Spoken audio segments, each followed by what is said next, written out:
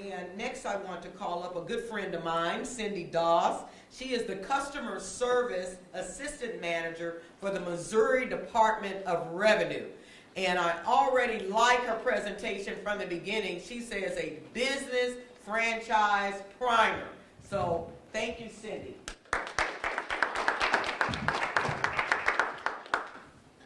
I wanted to come today and just give you an idea of what it takes to work with the Department of Revenue to get your business started.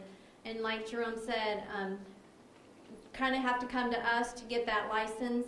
Mr. Murray you have to come to us. To get that license, and so there are certain things that you're going to need. So I'm going to kind of walk you through the process of registering with the Missouri Department of Revenue. How to register your business.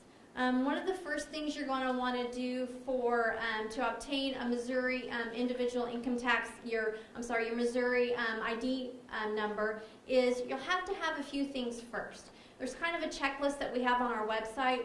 On our website, we try to give you a lot of information, especially if you want to look to see what do I need to register with the department. So there's kind of a checklist already out there. But you are going to need to contact the Internal Revenue Service first if you're going to need to have a federal identification number. That's one number you need to have before you even come to the Department of Revenue.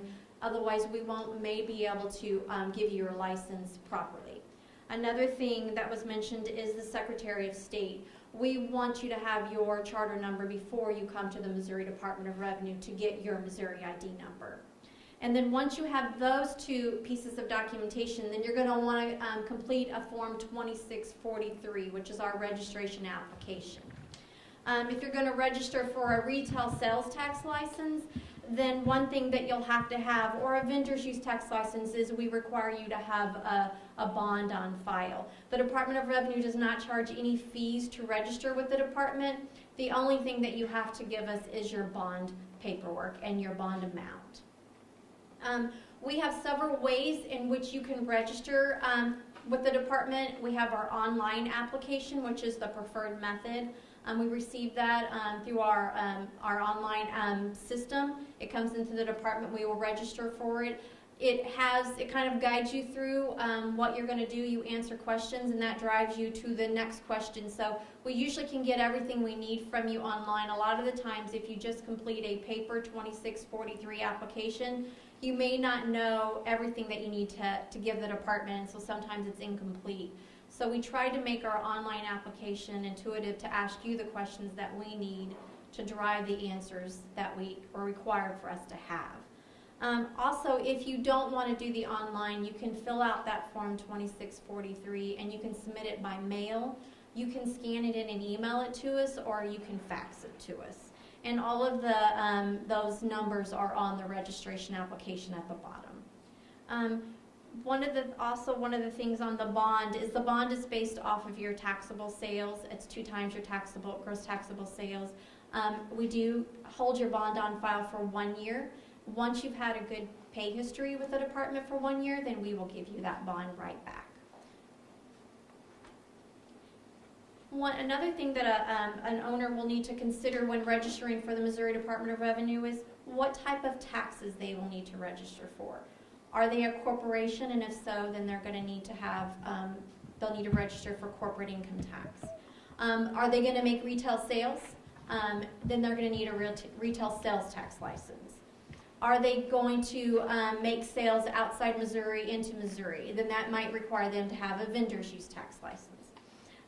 Are they going to need consumer's use tax? Are they purchasing items that they are not being charged tax on, and they're consuming it in their business? Then any time that they do that, then they may be liable for consumer's use tax. And am I going to have employees? If I'm going to have employees, then I need to register for employer withholding tax to withhold taxes from their paycheck and turn it into the Department of Revenue. Also, on initial business registration, once you've registered with us, what's going to happen is if you're going to get a sales tax license, we will send you out a packet. We call it our Welcome to the Department of Revenue packet. It gives you your sales tax license, if you have one. If you're not making retail sales, you will still get this packet because it tells you what your Missouri ID number is, and it will also give you a 4-digit PIN. you always want to make sure that you maintain that 4-digit PIN number, because the Department of Revenue's goal is to get as much online as we possibly can. And 2 pieces of information that you may be required to do anything online is your Missouri ID number and that 4-digit PIN. That's something unique to your business that we will use to identify you. So always maintain that PIN number. One thing that was mentioned is if you are going to be making retail sales, when you go to your city or county, they're going to want a copy of your license and your no tax due certificate. We will give that to you upon initial registration. It will be in your packet. Also, something to remember going forward as a business is whenever you renew your city or county license, they should require that you do not owe any taxes with the Department of Revenue. So you may have to come back to us in order to and get another copy of that when you go to renew your license. You can obtain that online also, and we have all those links on our website, but you can do that without even calling us. Just go online and obtain that when it's time to renew. And also we will give you, you will get your tax, what your filing frequency is going to be, so that you know when you're going to file your taxes. And you should receive your reporting forms within 6 to 8 weeks after you register, or you will get them 2 to 3 weeks before your first tax filing is due. One of the things that is very, one of the things I would have a link to from our website is our tax calendar. Our tax calendar is Form 4714. It's a really good resource to tell you when your filing frequencies are, when your returns are becoming due.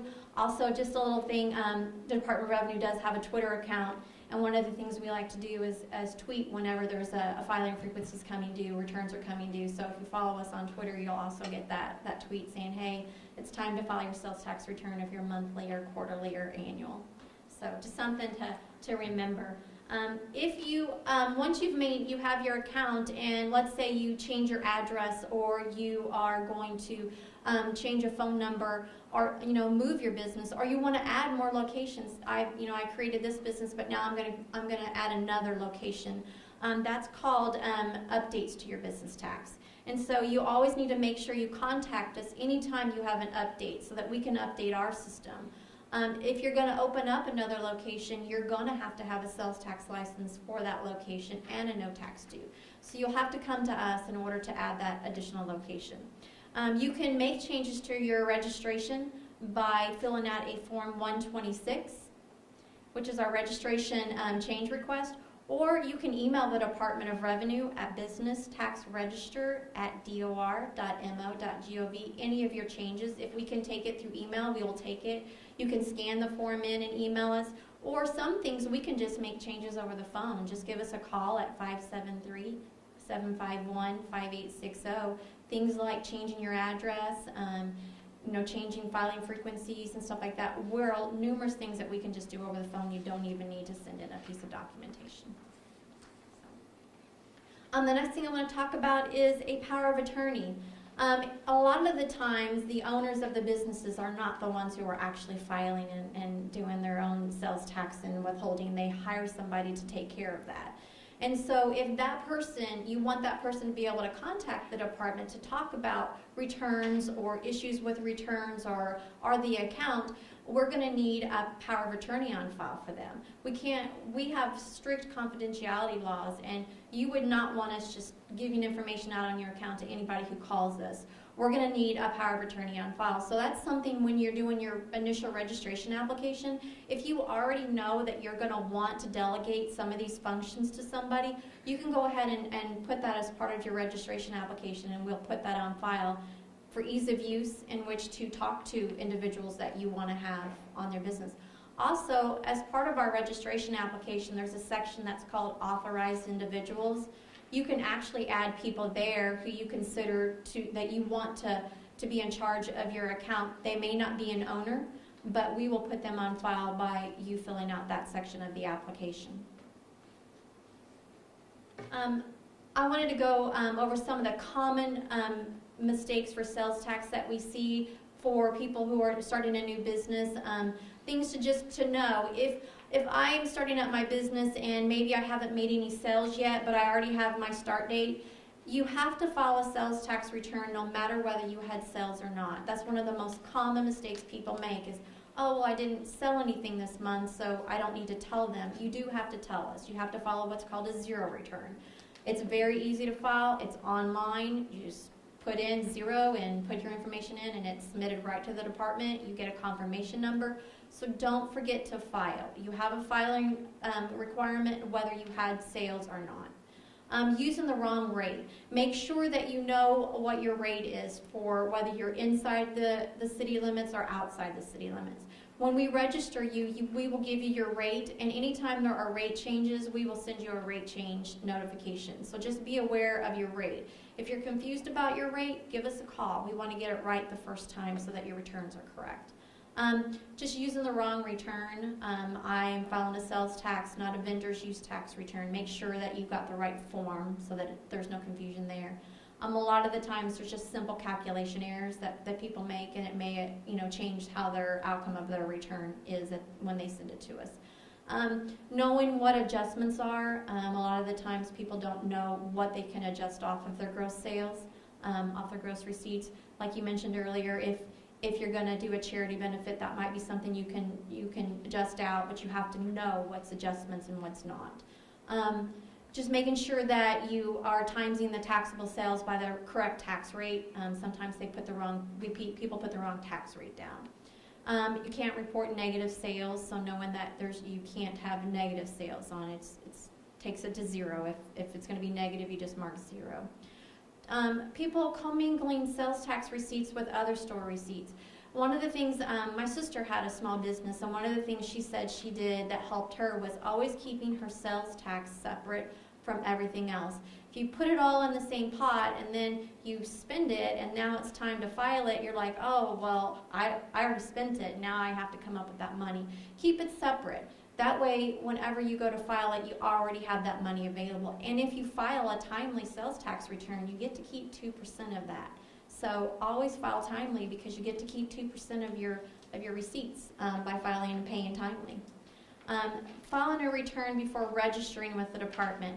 We receive a lot of business tax returns, and someone has not even gotten their registration application processed yet. So always make sure you register before you file a return. If you are going to be filing and paying late, there are penalties that you'll be charged. We have a failure to file timely penalty and a failure to pay timely penalty.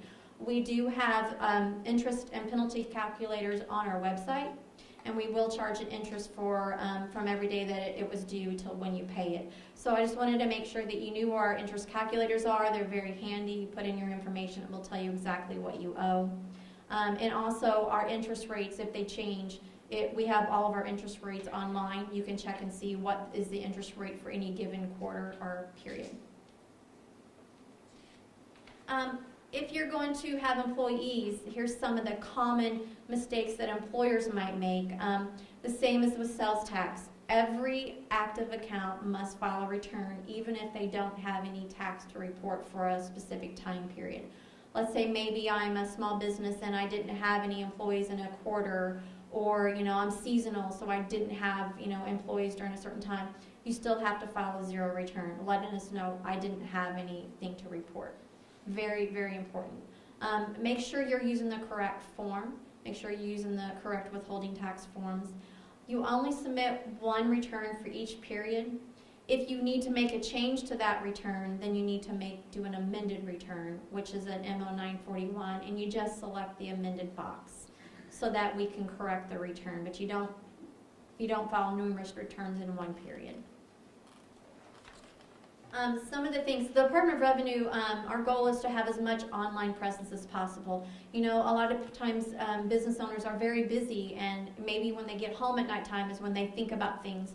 So we try to have as much online as possible so that on your own time, when we're not there to answer your questions, that maybe you can find it online. So I wanted to go over just a little bit of our website assistance that we have on our website.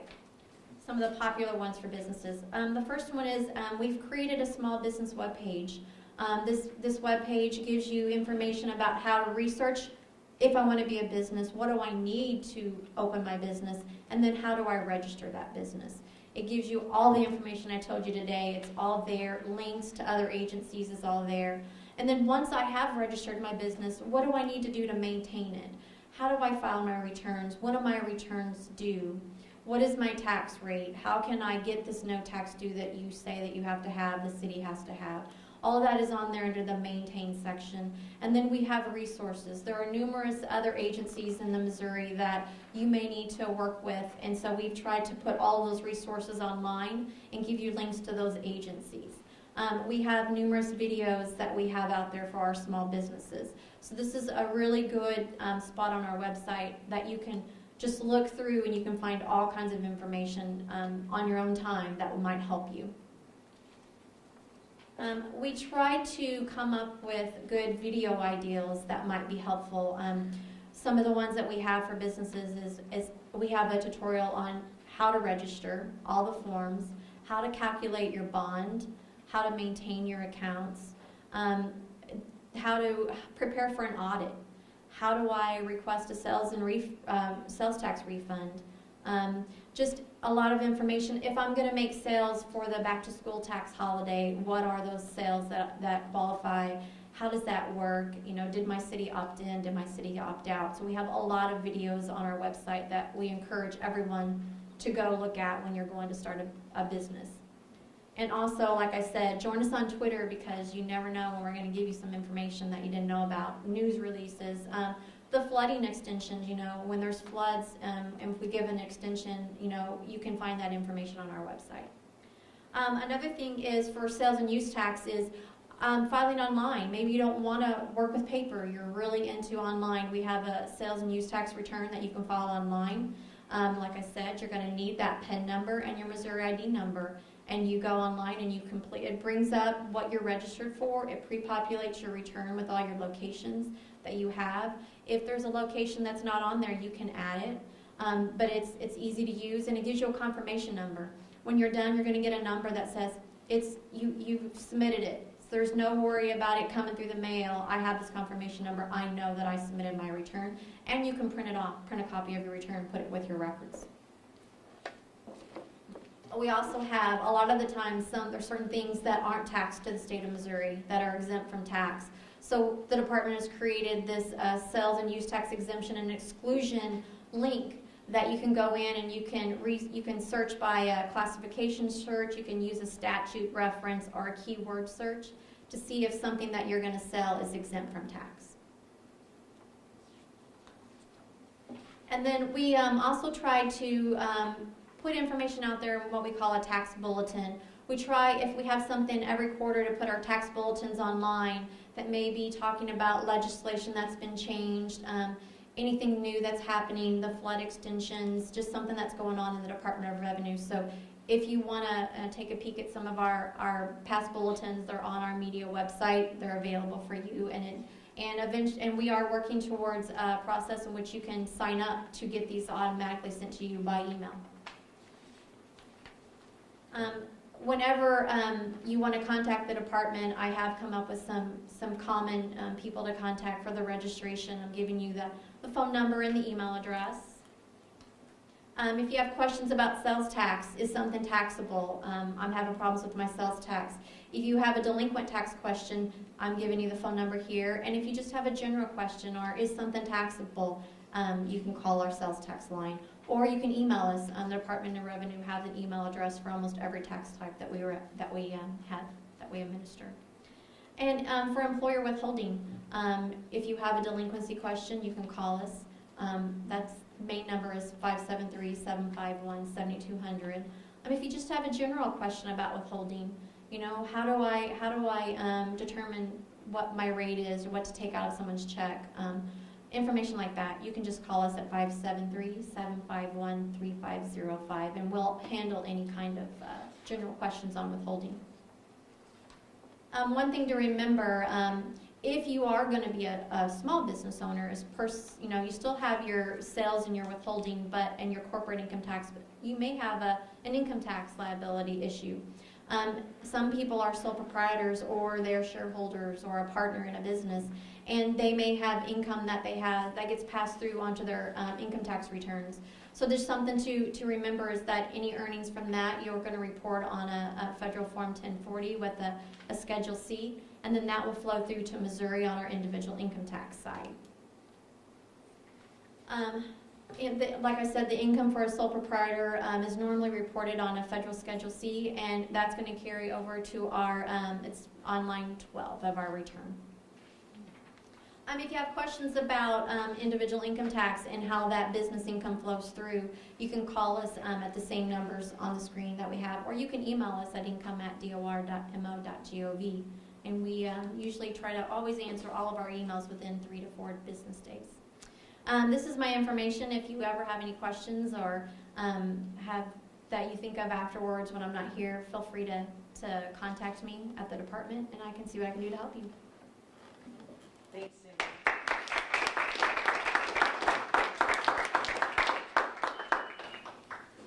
You made it exciting. Thank you so very much. And the other thing is that the license collector's office, we want to grow up to be just like the Missouri Department of Revenue. Because right now, you know, the city is in the process of updating all of their technology. And so the city is our webmaster. And so we're not quite there yet, but we're going to take lessons from the Missouri Department of Revenue. Thank you so very much. Before we go on, I actually have a question, and it was sparked by you, Jimmy. You said Rachel is a franchisor and you are a franchisee. Okay, can you guys go back and kind of let us know, you know, real quickly, the relationship and what that means? Again, I made the point that I'm a franchisee and she's a franchisor. And so clearly, I'm not McDonald's Corporation. The name of my company, as stated on the brochure here, is on the agenda, is Estelle Foods Incorporated. So I'm in business for myself, but not by myself. And so I'm associated with McDonald's Corporation in many ways. And your question was a great question because in terms of food, you know, in terms of delivery and operations, I'm very well aligned with McDonald's Corporation. But there's a separation point. And one of those separation points that I spoke to was in terms of people, human resource management. That's my responsibility, human resource management, amongst other things. But that's one of the more critical things or components of my business that I separate from, let's say, McDonald's Corporation. It does get complicated. We are a connector.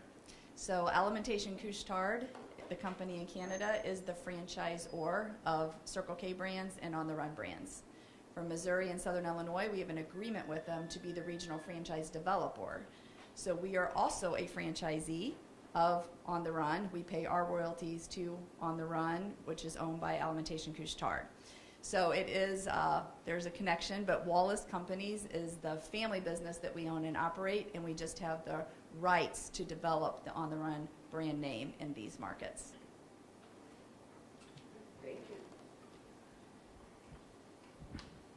John, my friend, you're up next, and you're going to talk about what U.S. Bank does to actually help people that are interested in becoming a franchisor or a franchisee.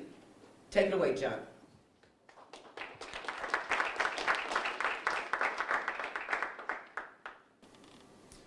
With regard to financing, basically there's existing franchises and startup franchises for our purposes and underwriting purposes. Any franchise financing request that I might receive, I can do through SBA. SBA is a government agency like the post office or Amtrak. They guarantee loans that banks make. So if a bank's a little bit uncomfortable with a loan or the borrower has some shortfalls when it comes to financing, the SBA will guarantee the loan for the bank and make us a little bit more comfortable. That allows us to get the loan done. So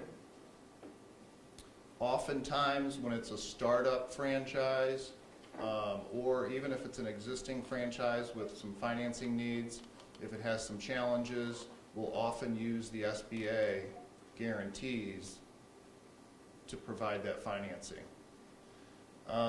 Not all requests can be done conventionally, but all requests can be done with the SBA. So SBA-wise, I'll run through some, if you could go to the next page. So the SBA financing, some of the terms, typically we'll do up to 85% loan to value. That would be if you're buying an existing franchise. If it's a new startup franchise where you're working with the franchise or to start a new one in St. Louis or in your neighborhood, we'll only do up to 75%. And that means that you would have to come into the project with 15 to 25% cash of the total cost. Typically, these types of projects and loans are secured with the assets of the franchise and or if you have some real estate or other cash that you'd like to use as collateral. We do up to 10-year maximum terms on these. Unless there's real estate involved, then we can do a longer term. And the loans we can do up to $3 million. Most of the franchise startups and acquisitions aren't that high. They're anywhere from $200,000 to $1.2 million, but our limit is $3 million. There's a franchise registry that you can find online. This is kind of interesting. It's kind of an agreement between the banks and the franchisors. So if you go and you want to buy a franchise or start a franchise, and you go to the franchise registry, if you find it in there, that's all the better, because that means that the banks and the franchisor have already negotiated these types of things. If it's not in there, it doesn't mean that we can't do the loan. We may still need to do some additional negotiation with the franchisor. And then if you could step back to there you go, conventional financing. That's where we do loans through the bank that are not SBA guaranteed. These loans are going to be more so for someone that may own an existing franchise, such as Mr. Williams has his McDonald's. He has the 18 stores. If he wanted to buy an additional one or another one, we can do that typically without the SBA because he has all that experience and background. We still only do 75% of that purchase price, and it would have to be an existing store that he would buy. Say one of the other owners in the area is selling his location, Mr. Williams wants to buy it, we would finance 75% of that purchase price. Another scenario where we can do conventional financing would be if an existing franchisee, such as Mr. Williams, I hope you don't mind I'm using you as an example, wants to buy some equipment or needs some working capital, we can provide financing for him. He's been in business for 2 years or more. We can provide financing for him for these types of things, equipment, working capital. As far as collateral on these types of loans, the specific equipment, cash collateral, real estate, there's a little bit more flexibility on the type of collateral we can use for these. We'll do up to 10-year fixed rate terms. If he wanted to buy another franchise, we'll finance it up to 10 years. If there's real estate involved, we'll finance it longer than that. If it's just for equipment, the longest terms are going to be 5 to 7 years. And then amortization's pretty much up to 10 years or below. Treasury management support. This is other ancillary services and products that the bank offers to small business owners. So it's not so much finance related, but it's ways that we can help your business to operate and succeed. We offer these ACH payments, collections, lockbox. SinglePoint is our state-of-the-art technology. We have multiple fraud protection type electronic technological products that we offer that allow you to protect the assets of your company, of your franchise, etc. We also have our own payment solutions division of the bank that we own. So if you accept credit card payments from your customers, we can process those payments in-house. We don't have to have you use a third party. It speeds up your cash collection, and it's always a lot cheaper than using a third party for that because we cut out the middleman, so to speak. There's a lot of other products and services that we offer, technology related, that allow you to analyze and manage your transactions, your activity on a daily, weekly, monthly basis, quarterly. So it makes things a lot easier for you to manage the activity of your business, and it saves you time and money. With regard to the financing, so if you want to go to the next slide, please. The 4 C's, I actually should have had this slide closer to the financing side, but these are some of the important things that we look at when we're reviewing a financing request. So your personal credit, if it's an existing franchise, then you have business credit. There's business credit just like personal credit. The bank looks at those very closely. It's a third party reporting how you pay your bills, if they're on time, if you have any outstanding debts that aren't being paid. That's very important to most banks, and especially U.S. Bank. We're a very conservative bank, so we want to work with the cream of the crop and people that are going to pay us back. We're going to also review the specific franchise. If you're buying a franchise, then we're going to review that franchise's recent cash flow or financial activity. We want to see how much money it's making, what its bills are, can it support this new debt that you'd be taking on. We're going to look at projected cash flow, or projected, this would be future projected cash flow, revenues, expenses, things like that, if it's going to be a new startup type of franchise.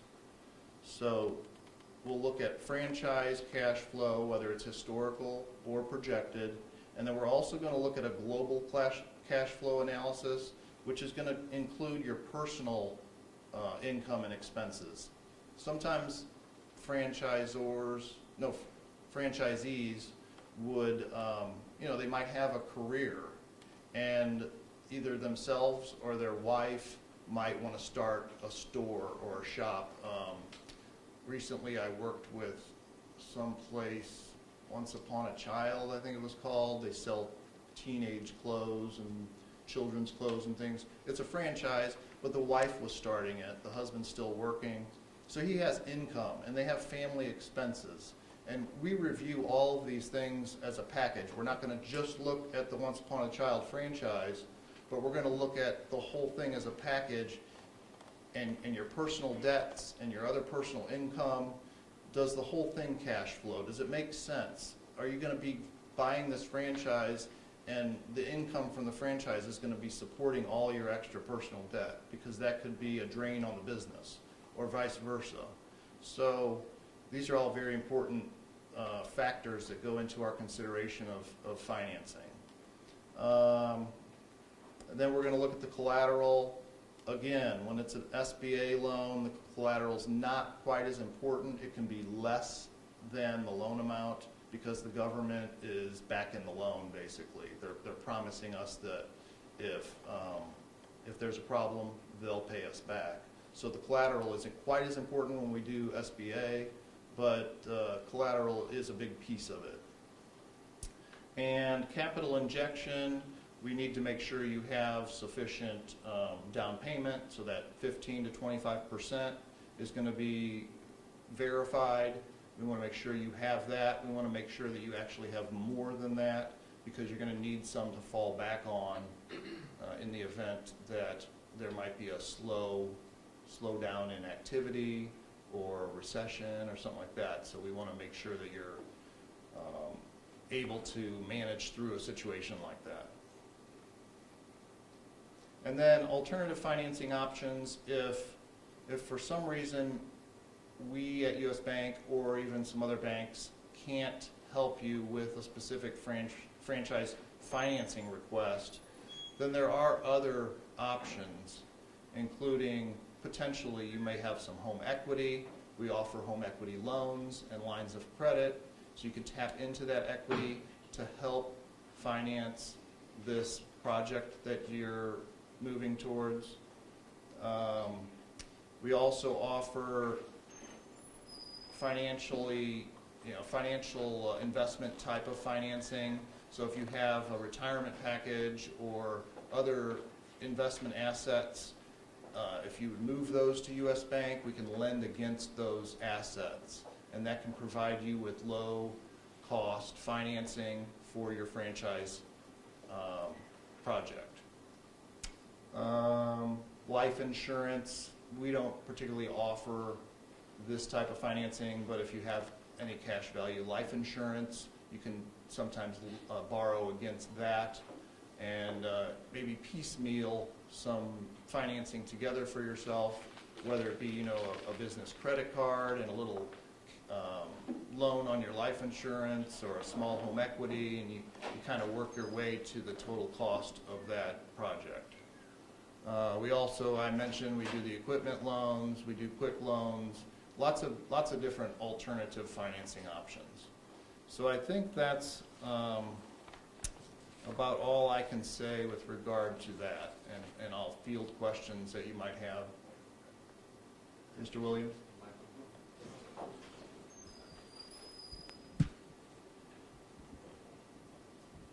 So great presentation. That idea that it's all about people is really true in this instance.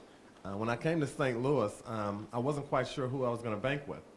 And I went down and I met a young lady named Jackie Rocchio at US Bank. And my first loan was with US Bank. I might add, I wasn't a transaction. In fact, in every facet of my business and personal life as it relates to dollars and cents, the US Bank has been involved. So I certainly appreciate everything that you've done. And when I say that cash management is a huge part of our business, remember, the language of business is numbers. And the reason I'm making this comment is you just don't want to be a transaction. You want to be more than that. And I think US Bank has been that with me, and I certainly appreciate it. We value the relationships. Thank you.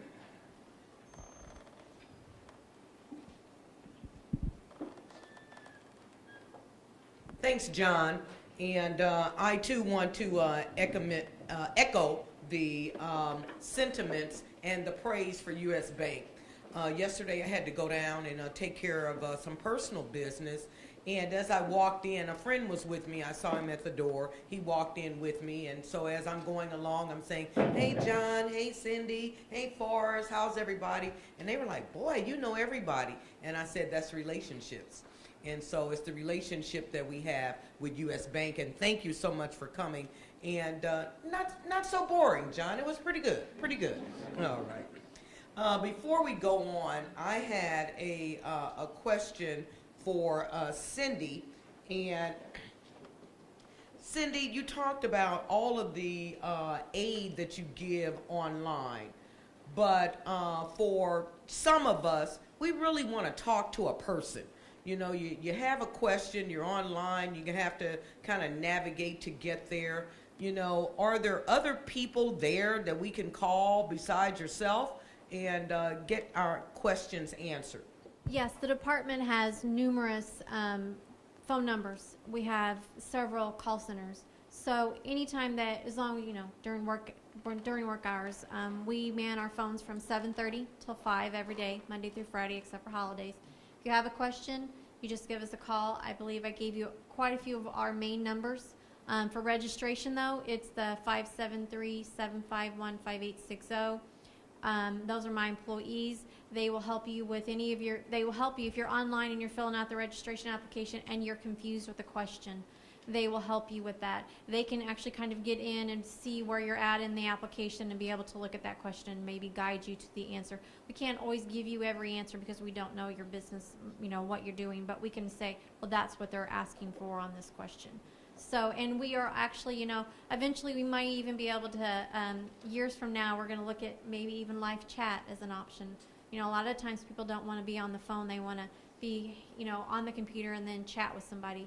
It's an option that we're looking into, maybe a couple years down the line, but we're working on a new integrated system, and as part of that new system that we're going to have available to all of you, we're looking at more online portal activity to where you can actually create your own portal account, username and password, and you can log in and you can see the returns that you've filed, the payments that you've made. Do I have an outstanding debt? It lets you go in and just print your no tax due from your own account, and you can make file returns and make payments through there.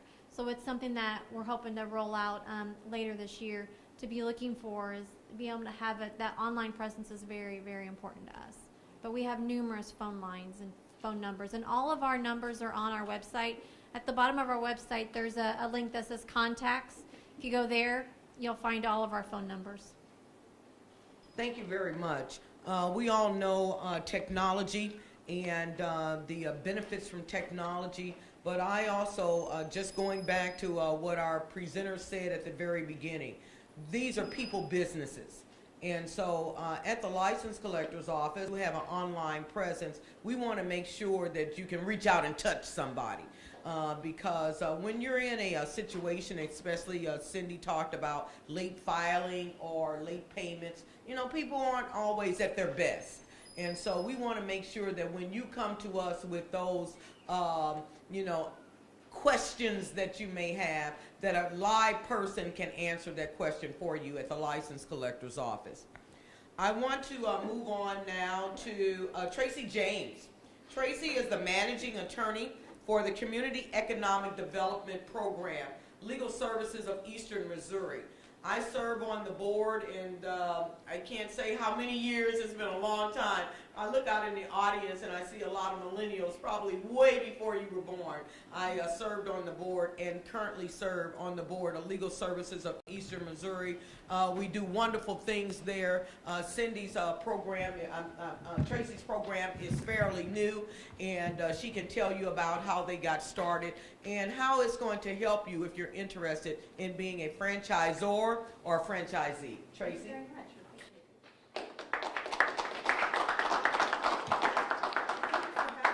I really appreciate it. My name's Tracy James. I'm with Legal Services of Eastern Missouri. And we have a relatively new program that Legal Services is enacted, maybe 6 years old. It's basically helping underserved communities in St. Louis and the surrounding 21 counties of Eastern Missouri with their legal needs and starting businesses and nonprofits.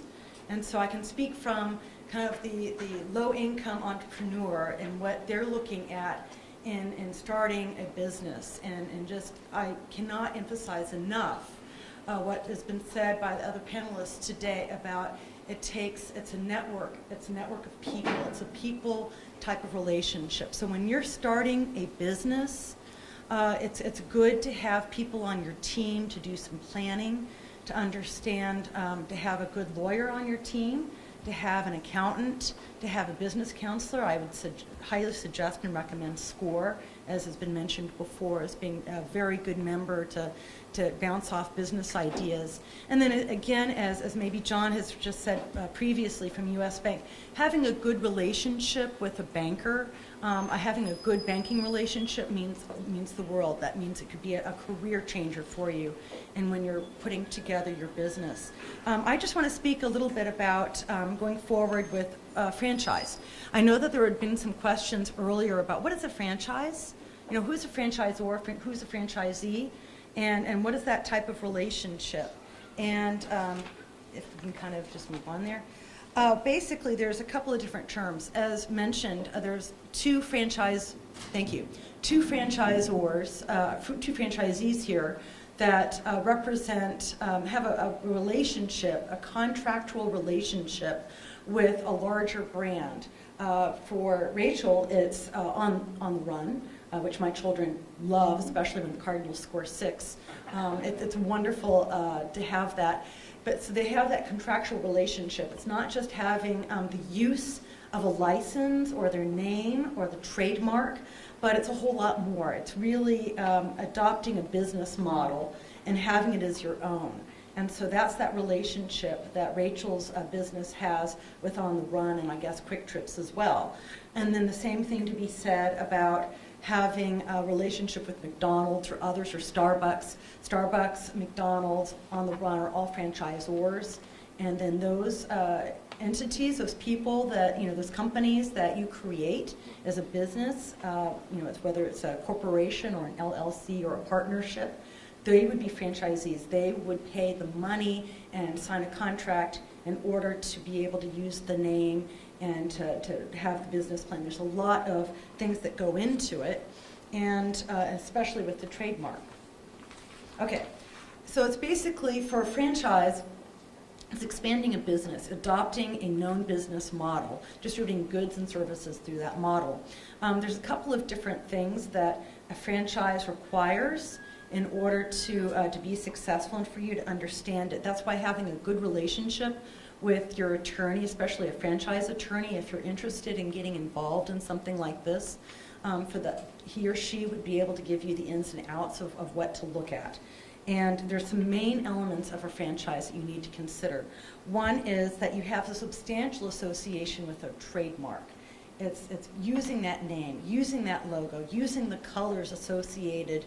I mean, when you think of the Golden Arches for a minute, that's, you know that it's McDonald's, and that's having that opportunity to use that name, that logo, everything associated with it. It's also payment of a fee that you pay as a potential franchisee, having that relationship that you pay a certain amount of money, saying, look, I would like to use this in exchange, I'm going to pay you this money, and the franchisor would say, okay, well, that's great, go ahead and have the fee, pay it, but we're going to require certain things from you in exchange to make sure that you keep the name, the goodwill, the business reputation, what we expect it to be. And then there's a marketing plan. There's a significant amount of control that goes into having a franchise. And so that they would go ahead and dictate product placement, what the products are, maybe the advertising campaigns, the marketing campaigns, maybe a certain amount of yields, maybe you have summer promotions that you might have to do. So there's a lot of intricate things that must go on when you're looking at wanting to take on a franchise. So I think the format, the business format, is probably the most common element of when you're looking at a franchise. There's some other things that you can look at as well, like let's say being a Xerox dealer, being a distributor, for instance. You could be a dealer and have more than one product that you're selling, and that's one thing. But usually for a franchise in and of itself, it's the whole business plan. It's the whole packet. When you usually pay this fee and sign this contract, you will have to, they usually get recommendations or directions on where you're going to have your site, your developing your business, your operating manuals, your training of the people that you will be hiring as your own company, what certain standards that you have for the brands or the services that you might sell, the quality control. Maybe they have certain recommendations. I'm sure that McDonald's, for instance, has recommendations as what a wonderfully a Big Mac is supposed to look like, how fresh the lettuce is supposed to be, where you're supposed to get your meat, your other fresh products from, and what is the temperature control, and let's say the refrigerator. So all those exact standards are there so that they keep the reputation and goodwill of the brand known. So they want to make sure that that is up to snuff. There's another thing for, as I said, marketing strategy, and then business advisor support. So there's a lot of things that go on to it, and that's why the fees associated with buying a franchise really can be significant, and that's why financing is so important, is what John was saying. The other thing I would suggest that if you are, I can only speak again for the low-income, low-opportunity entrepreneur, that sometimes banking relationships might seem like you're out of reach with them, and that if you're just starting out, banks will look at your individual credit. And sometimes the credit that you might have might not be completely like what you'd like it to be. And so I know that there are a couple of nonprofit partners out there that I would like to give a shout out to. One is Prosperity Connections, the St. Louis Community Credit Union, and that they have Excel centers throughout the city that, I think 4 of them now, that they have free business counseling to help those individuals get their credit up and running, so that when you're going in to start that banking relationship, that you have your credit up to snuff and that you can borrow the money that you need to. Now, there's another partner that I also recommend highly is Justine Peterson on North Grand, and they're a micro lender, and they help a lot of people with their businesses and also mortgages and such, and that they also have different partners like ourselves and SCORE, SBA loans, those sorts of things, and they kind of get you ready to go so that you can take on those franchise fees and that type of banking relationship that they can get you connected. So I just wanted to give you 2 shout outs there. So basically, there's a lot that goes into starting a franchise. Now there's other alternatives to franchising. There's distributorships. Let's say you want to be an independent distributor. I mean, you could think of different auto parts stores, or I mentioned Xerox earlier. Let's say Mary Kay, you could be an independent distributor, and it depends on how much cost up front. It's a little less control, a little less of the marketing fee. There's, you still have the trademark, you still have standards that you must meet, but that's a little different. Licensing is another one. Let's say you are a t-shirt store, and you want to, or you're a sports memorabilia store. You want to go ahead and have, sell Blues t-shirts or Cardinals stuff. You have to get licenses as a licensee to be able to market it, and maybe you want to put stuff on your t-shirts. That's a little different from a franchise, and you can use many different products that way, and there's a lot less control with a license. You're basically paying a royalty in order to use the name and likeness. So I just wanted to kind of give you the difference. Okay, so basically with a franchise, there's a lot of control that's involved. I mean, with I just mentioned distributors and licensees, there's a lot more freedom for you to be involved, less control, probably a lot less support as well. And you can do many other things. There's a lot more freedom, a lot more leeway in pursuing distributorships and also licenses. But here for franchises, you're paying into the fee, you're paying into the business model more or less to be able to be very successful. And so I would suggest that going to general regulation issues, that when you're looking at this, franchising is usually governed by state and federal laws. In Missouri, there's very few laws that regulate franchises. They define franchises, they can talk about what is a franchise, what is not a franchise, and such. But for the most part, it's the Federal Trade Commission, the FTC, that governs franchise law. And so that they have certain requirements that franchisors like McDonald's, Starbucks, On the Run, that they must give to prospective franchisees before anyone signs any contracts and pays any money. Because you want to know what you're getting into. You don't want to go into things blindly or without doing research. And so as a lawyer, I always say, protect yourself, protect your business, try and figure out what's best for you, okay? And so I always recommend doing the homework ahead of time. There's a couple of things that I would recommend that you take a look at. One is a franchise disclosure document that's on page 14 of the handout. It's pre-payment of fees. It's just it's like a prospectus that you are required to have, the franchisor is required to give you when you're looking at something. It kind of spells out everything that's going to go into this relationship that you might be undertaking, that you want to make sure that you look at very carefully, and that whatever is written will supersede whatever someone might tell you by phone or in person, that you look at the written materials before you and that will govern your relationship with this franchise if you decide to go forward with it. It basically gives you information about who the franchisor is, the system, the whole 9 yards, and it gives you, make sure that you have an informed decision. what it includes is, who is the franchisor? Who is this organization? Where do they come from? Who are the key players in all of this? Who runs the company? If they have a Midwestern, connector, so to speak, someone who is the regional manager for this area, who would be your people involved that you'd be interacting with all the time. What is their experience? How many years have they been in the franchise business? What is their litigation history? Unfortunately, you have to kind of look under the cover of, let's say, a car and figure out how it's running and maybe get that Carfax information when you're purchasing a vehicle. Same thing with the business. You want to kind of kick the tires, look under the hood, figure out what exactly is running here, what is their relationship, have they been sued a lot, and in what context? Because you are buying into this, you don't want to kind of make a mistake because it's your money, your reputation as well that's considered. Also, you want to figure out, what are the fees? I mean, that's the biggest part. What are the fees in opening and maintaining a franchise business? How expensive is it going to be? And how does that compare with other franchises out there? I mean, it's a buyer's market, so to speak.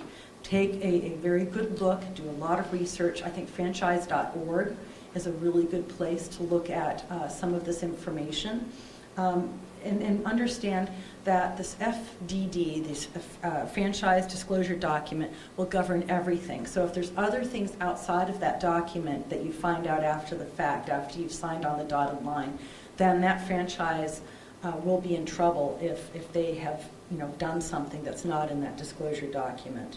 So I would say that you also understand, what is the franchise system, what are the products, what is your territory, what are the radius that you'll be covering, what are the rights and obligations. I mean, part of this, once you get this document, which is usually you cannot have it more than, I think they cannot give it to you less than 14 days before you'll make a decision. You have to have that in your hand.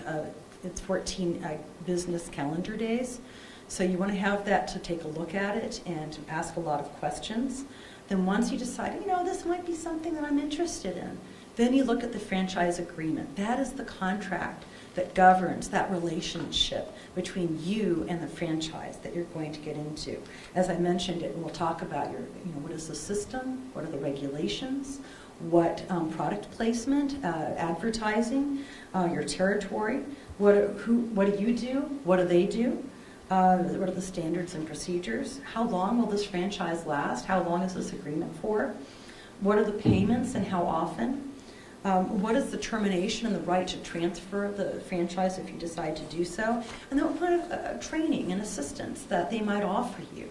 And take a look at that. And they are required under federal law to give that to you no less than 7 days before you would sign on the dotted line.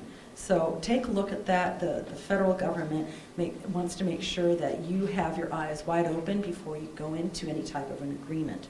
So basically, it's an important summary of all of these things under the Federal Trade Commission franchise rule, that they want to make sure that you have all the information that you need in order to do what you need to do to make your business successful. And it only talks about disclosure. They don't do anything, the FTC does not do anything about regulation of franchises. It really has not necessarily happened yet. But just to make sure that you talk to your attorney, you do a lot of talking, networking with others, former franchise owners, current franchise owners.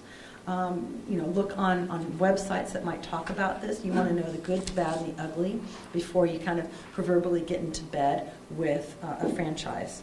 So there's 6 requirements that the FTC requires all potential agreements to have, and also with disclosures. It's basic disclosures of what I mentioned earlier. Your earnings claims, what do they claim that you're going to be earning, minus all the fees? What is the bottom line that you're going to make as a business owner if you get into this agreement with them? What are the advertised claims? What kind of refunds? What kind of contradictory claims? Are there other things that maybe not what they're saying, but you need to find out about?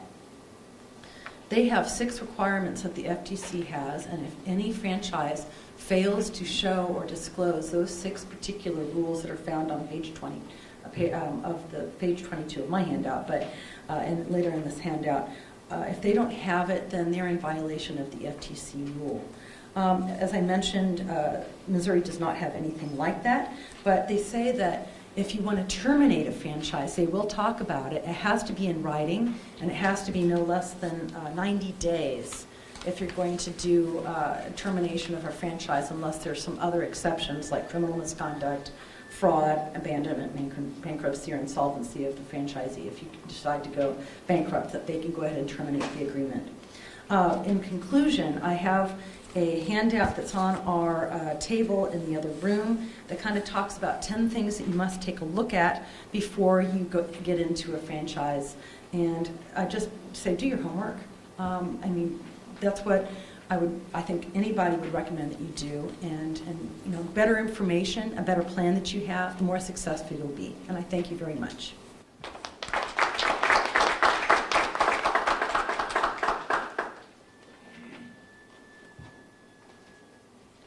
Wow, when Tracy came up, and talked about the legal side of being a franchisee or franchisor, I thought about the movie The Founder. How many people have actually seen the movie?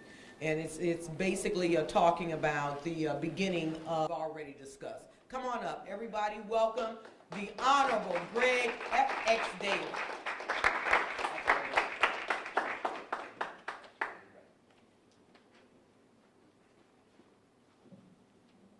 Good morning. Good morning. My name is Greg Daly. I'm the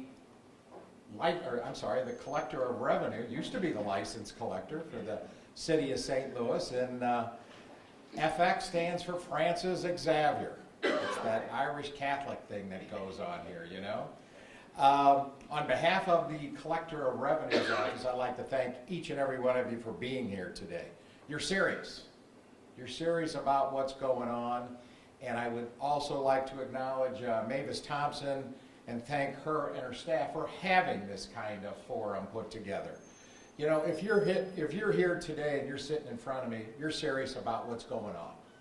And it's our duty as elected officials to make sure that you're informed, because you are thinking about this every day of your life. You're thinking about this every hour.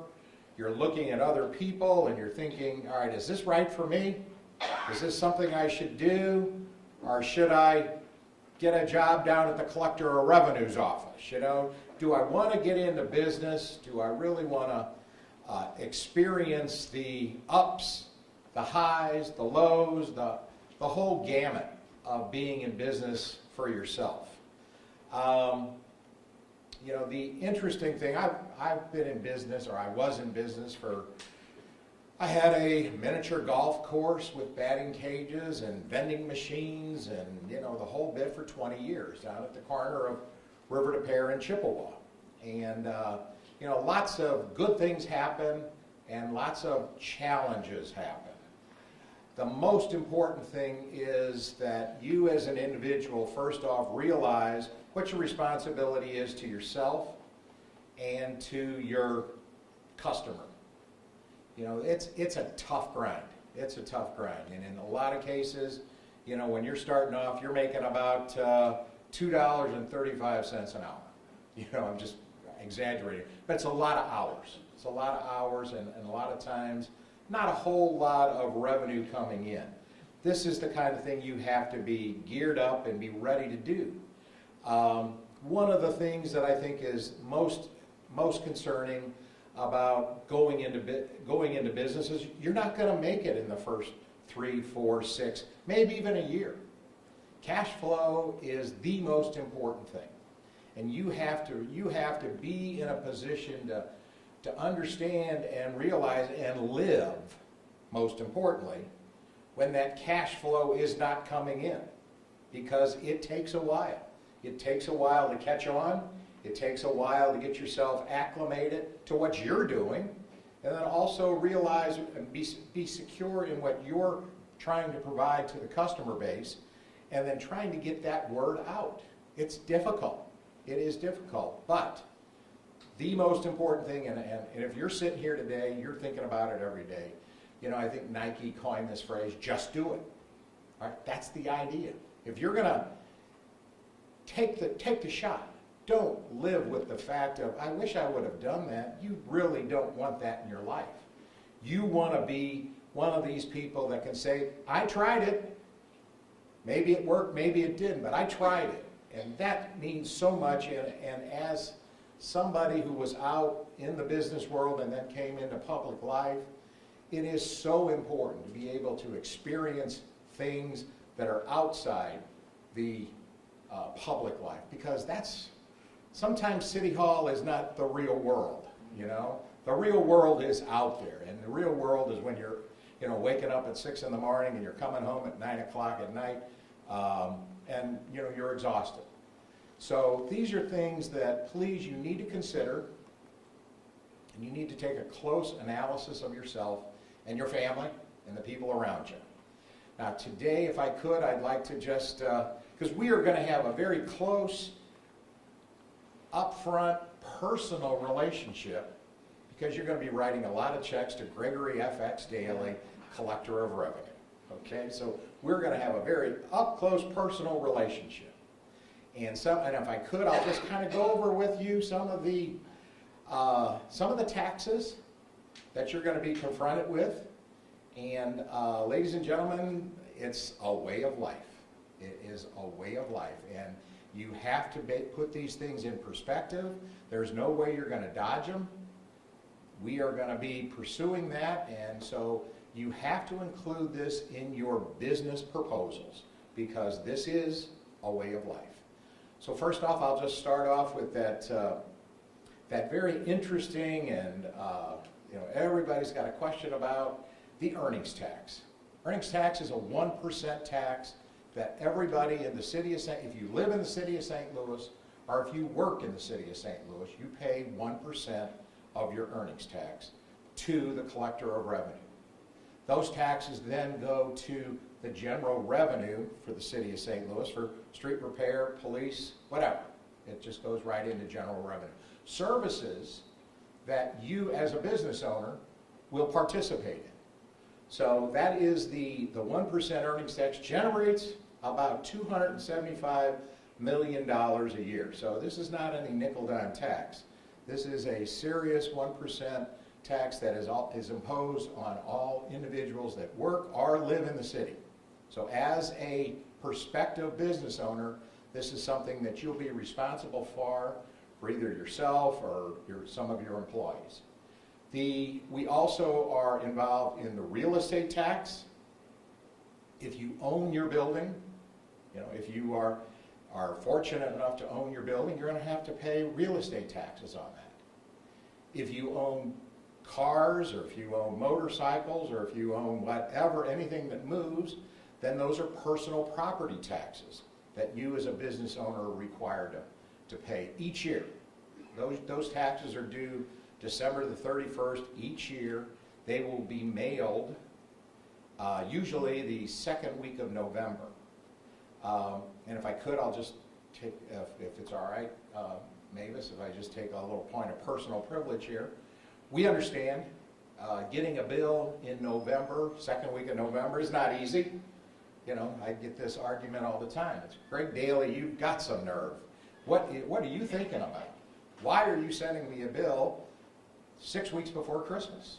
It's a state statute, and it's something that right now nothing's going to change about it, so that's the nature of the bill. But what we have done in the Collector of Revenue's office is we understand that. Getting a bill 6 weeks out from Christmas is not easy, and it's usually, like my house in South St. Louis, I'm paying about $1,700 real estate taxes a year, and that's just going to escalate. That's just if you own a commercial spot, it's going to be a lot higher than that. But what we've done in the collector's office is we've established a program so that you can pay throughout the year. So that if you want to pay something in June, you want to give us $100.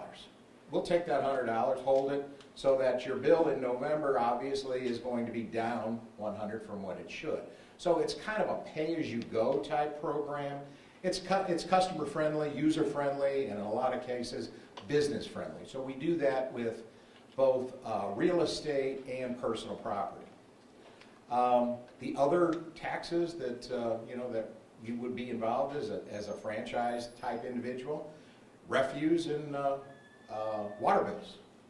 All water bills are paid to the collector of revenue as well as your trash bill. Those are both combined together as one bill.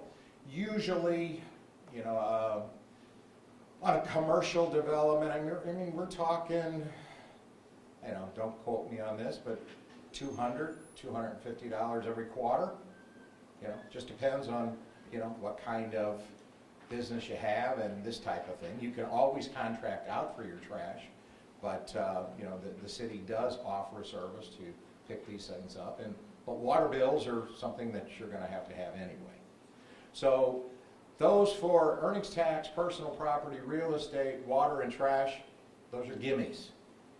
Those are without any with lock, stock, and barrel. Those are things you have to include in your business proposal because, as the collector of revenue, if you don't pay, we come after you. So these are things that it's important to keep in perspective. That as you have this dream towards making $1 million, you got to pay your way. And so the Collector of Revenue's office is the office, and in conjunction with the license collector's office, and she establishes your business license. We work together on a lot of things because we are the revenue source for the city of St. Louis. And as you move forward in your plan, these are things that I think are essential that you just have to keep in mind. We all think we've got that silver bullet, that, my idea is going to be the idea that puts me over the top. That's the dream you got to have. If you're going to go into business, you got to have that dream. Because if you don't, forget about it. Come to work for somebody else. You've got to have that dream if you're going to be working for yourself. Just be realistic. That's the most important thing. You're not going to open the door, put the sign up, and make money the first day. It's not going to happen.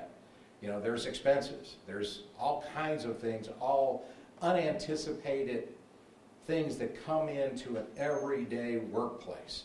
So these are just things that I would, as a public official who is involved with a lot of individuals who deal with cash flow problems every single day. Every single day. There's not a day that goes by that I don't have an individual that comes into the office and says, had a good month last month, but, really struggling this quarter. What can I do? It happens to the best of us. It's the nature of being in business. So please keep these things in perspective. These are things that we, as well as the license collector, we understand. We very much will try. It's up to you as individuals to let us know what's going on in your business. Don't come in 3 years late and say, I'm sorry, I haven't paid my real estate tax in 3 years. That doesn't work. Come and tell us.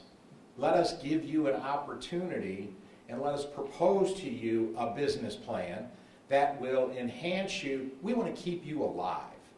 And the reality is that we need to keep businesses alive. You guys pay taxes. Okay, so this is a working relationship together, and quite frankly, it's a business relationship. The more businesses that are in the city of St. Louis, the better revenue that the city will be able to tax you as a business owner, and obviously generate those things and provide services to the constituents of the city of St. Louis.